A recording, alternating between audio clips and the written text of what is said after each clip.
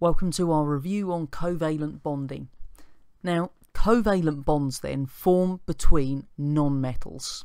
So what we find then is any two different non-metals joined together, they have covalent bonds between them and they form a covalent compound.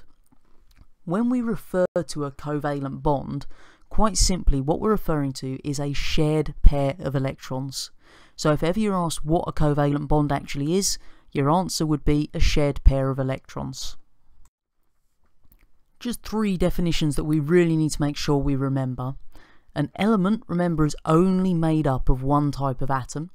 Molecules are two or more atoms chemically bonded together, and they can be the same atom. Okay, so we could have, for example, Cl2 is a molecule, even though it's the same element, then what we find is there's two or more of those atoms chemically bonded. And finally, the compound is two or more different elements chemically bonded together. So make sure you remember the difference between the element, the molecule, and the compound. When we look at a chemical's molecular formula, quite simply this tells us the number of atoms of each element present in a molecule. So the molecular formula is the one like H2O, CO2. We can see what elements are present and how many of each there are. The displayed formula, however, shows all of the atoms present, but it also shows the covalent bonds between them.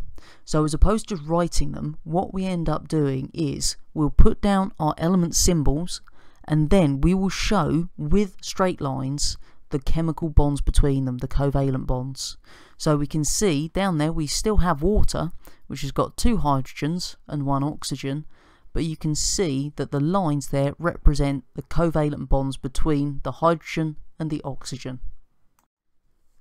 For your exam, you're going to need to know about two covalent compounds, carbon dioxide and water.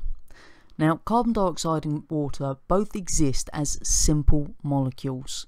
So that just means that each molecule contains only a very small number of atoms that are joined together by these covalent bonds. Now, we need to remember that there are weak intermolecular forces between the molecules. So between each water molecule, then there are these weak intermolecular forces between them. Same with the carbon dioxide. Between all the different carbon dioxide molecules, there are weak intermolecular forces between them. We need to look at the properties of these two simple molecules now. So carbon dioxide will be a gas at room temperature and water is a liquid at room temperature. So this tells us that both of these chemicals have low melting points. Now that's one of those key things to remember, is the low melting points of each of them and the states of matter. But a second property that we need to remember is that neither of them will conduct electricity.